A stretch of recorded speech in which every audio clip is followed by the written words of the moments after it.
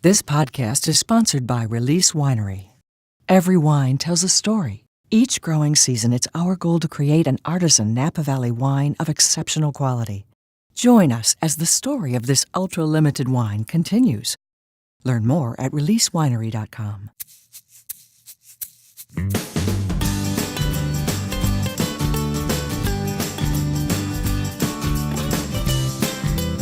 So this is the 14 Nancy, named after Grandma. 100% Chardonnay, Sonoma County.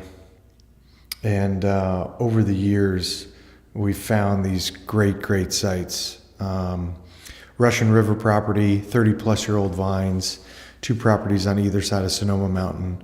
So you have east and west, and just the clonal selection. It's a lot of clone 4, a lot of Wente clone. So you have that natural acid retention. We want the wines to be fresh. We want them to be crisp. It's kind of like a reset button when you're having a meal. So minimal intervention, minimal new oak. This probably saw 18 to 20% new French oak, and then the rest neutral.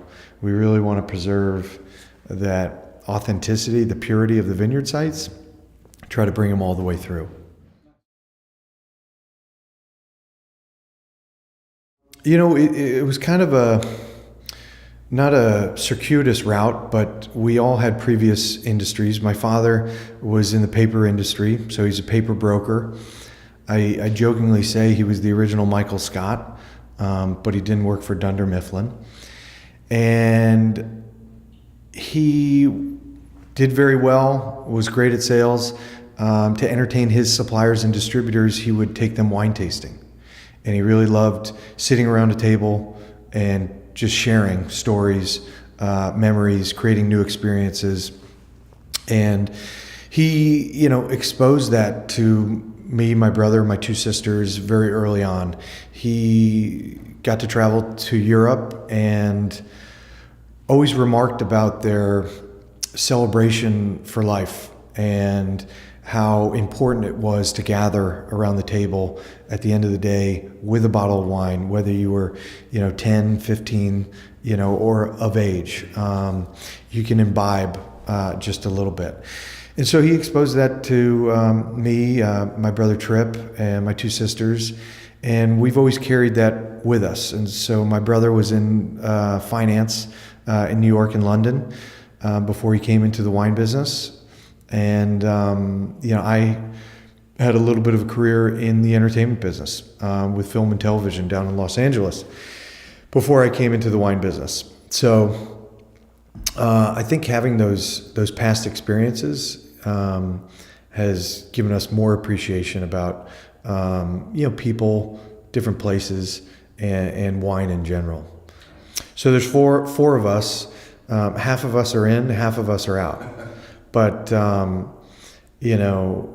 I guess last year all of us now have wines named after us. So it goes along with the family brand. You could say it's to guarantee free labor. But our sisters, one's a school teacher in New York, and then one is, ex-finance now, mother of 2. So the Donelan brand has been around since 2008. That was our first vintage. We had a previous label that my father started with his ex-partner back in 2000. And we've always had a passion for Rhone wines. During my father's travels, he fell in love with Northern Rhone, Southern Rhone. And when he came out to California, saw that Syrah was coming up, and he could potentially be first to market with vineyard-designated, terroir-driven, cooler climate sites, and ultimately have a wine that is food-friendly, doesn't compete, complements the meal and the experience that you're having. And that's what we look for every time. And then we had an opportunity almost 10 years ago to start our own winery and put our name on the door and really solidify what it is we love about Sonoma County. And we love Chardonnay and Pinot, and so in 2009 we introduced those grapes to the portfolio. I got out of school,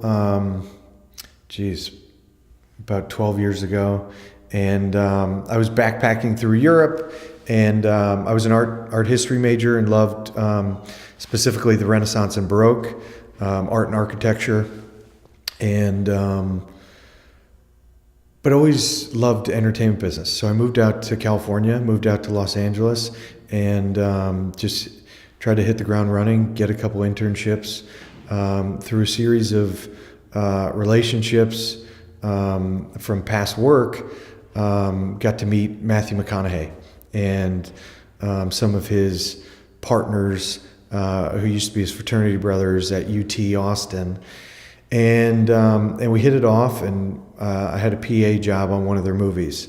And it's still hands down one of the top 3 summers I've ever had.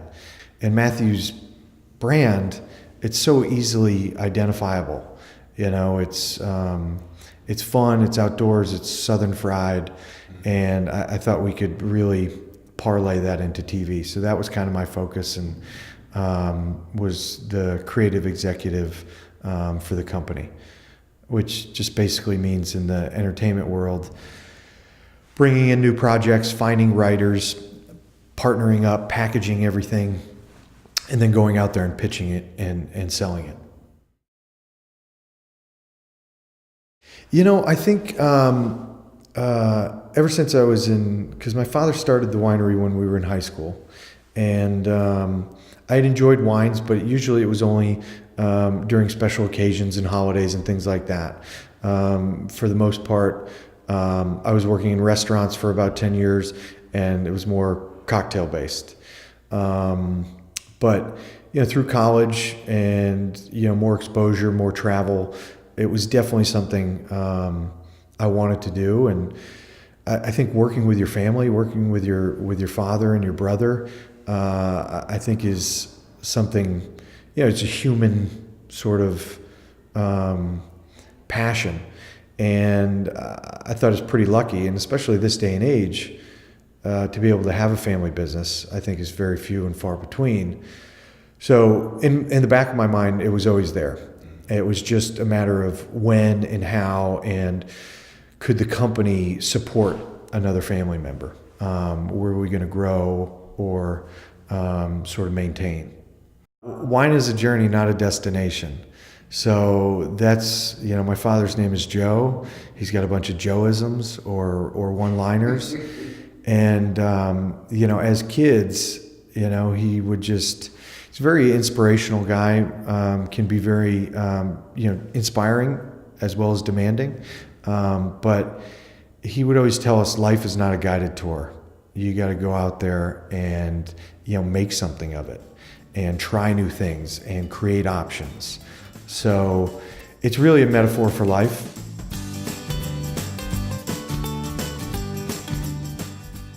This podcast is sponsored by Release Winery. Every wine tells a story. Each growing season, it's our goal to create an artisan Napa Valley wine of exceptional quality. Join us as the story of this ultra-limited wine continues. Learn more at releasewinery.com.